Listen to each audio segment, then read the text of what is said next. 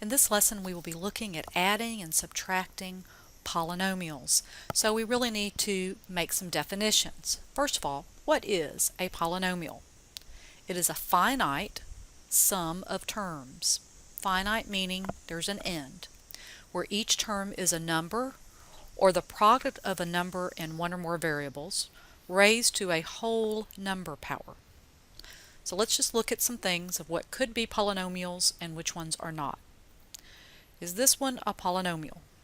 Well, it has three terms, so that's a finite sum of terms.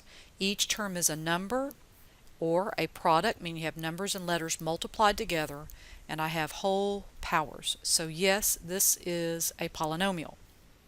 What about this one? Well, almost sounds good. The numbers, the powers, finite, but that is a negative number. That is not a whole number power. Whole numbers do not include negatives. So this is not a polynomial. What about this one? Yes, you have four things, numbers, letters, all raised to whole powers, so this would be yes. Now this one's kind of sneaky. This part would be a polynomial, but because it's underneath that square root, it is not a polynomial. So square roots, not a polynomial. This one, we have 1, 2, 3 terms. We have some just constants. Now I know it says sum, but remember subtraction is really the same as adding a negative. So sum or difference is okay. So yes, this is a polynomial. What about this one? No, because you have a fraction exponent. We haven't learned about those yet, but they're coming up. So it's not a whole number exponent. So that would be no. The next thing is, so a polynomial is any amount of them, a finite amount of terms. A monomial only has one term. A binomial has two terms. So we had a couple of those. Well, let's see. Did we? No, we didn't have any binomials. What about a trinomial? 3 terms. Well, this was a trinomial because it had 3 terms. This is a trinomial because it has 3 terms. Now we need to look at the degree of a monomial. It's the sum of the exponents of the variables. All right, so let's take this part. 15x squared y. That's a monomial because it's one term, but the degree would be 3 because we would add up the sum. We would add up the exponents of the variable. So if I just have 4x to the 5th power, this degree would be 5 because it's x to the 5th power. Now that's a monomial, but what if you have a polynomial, meaning you have a bunch of monomials added together? How do you know what is the degree? Well, you just take the highest degree. All right, so we have 15x squared y plus 21xy cubed minus 4. This degree was 3. This degree is 4. And a constant has a degree of 0. So what would be the degree of this polynomial? It would be 4 because it's the highest one. Again, just some vocabulary. Now the standard form of a polynomial, when we want to write our answers in descending order of degree. Sometimes that's difficult and not possible actually. But let's go back to this one. We could write that in standard form by writing it, this comes first because it has degree 4. This would come next because it has degree 3, and then the constant is always last. So standard form, a nice neat way to compare all of our answers to make them look the same.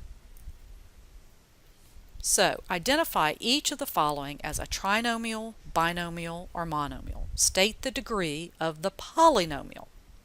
Right, so we have 2 terms, so this is a binomial, just like a bicycle has 2 wheels, binomial, 2 parts. State the degree of the polynomial. Well, the constant is degree 0. That is degree 4. We take the highest degree.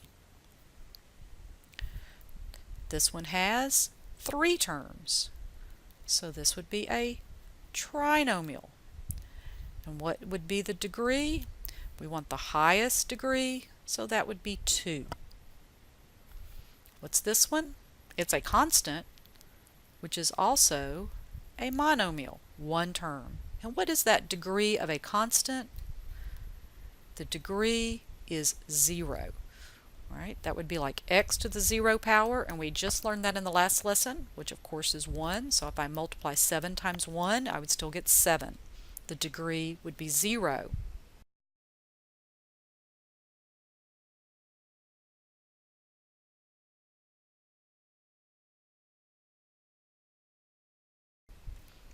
Next one, combine like terms, write in standard form if possible. So really a very easy lesson. We did this on the very first day of class, combining like terms.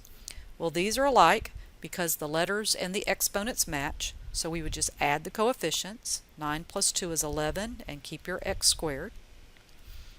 Then those x's are the same, but what happens? 8x minus 8x, that's 0, goes away. And then we have our constants, and that would be minus 7. And that is in standard form because it's in descending order. Look at what I'm going to do on number 5. Because I know I want it in standard form, I'm going to look for the highest degree. So I have x cubed and I have negative 8x cubed. So I'm going to put that together first. That's negative 7x cubed. Then I'm going to look for the x squares. Do I have any? Yes, I do. Do I have any more? No, I don't.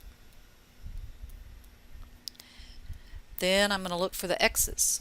Well, I have some here and here, nowhere else. Put those together. That's a plus 11x. And then any constants, put those together, negative 18. So I could have added them in any order, but again, because I was looking for standard form, I went through and picked out the highest degree first and then descended. Perform the following additions and subtractions. Write answers in standard form if possible. If you have a plus sign between parentheses, that just means you're adding, and there's nothing in front of the parentheses, we can remove the parentheses. We're not changing any signs because we're adding. And now we can combine like terms. Well, let's see. Do I have any? I have 2x squared and a negative 6x squared. So that combines to negative 4x squared.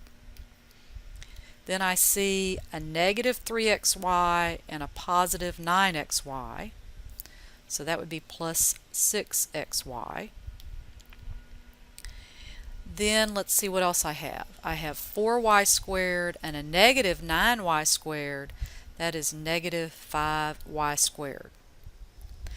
Can I write this answer in standard form? No, I cannot. Because what's that degree? 2. What's that degree? 2. Remember, you add the exponents. What's that degree? 2. Since they're all of degree 2, it doesn't matter what order you write this in. I just happen to write it in this order. So again, that's why it says, if possible, on that standard form.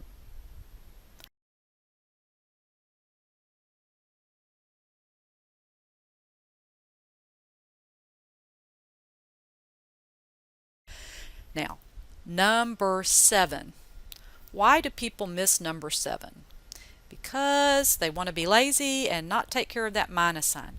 That minus affects everything behind it. It's like multiplying by a negative 1. So this first parenthesis had nothing in front of it, so I'm going to get rid of the parenthesis. Then I'm going to change all the signs in the second parenthesis.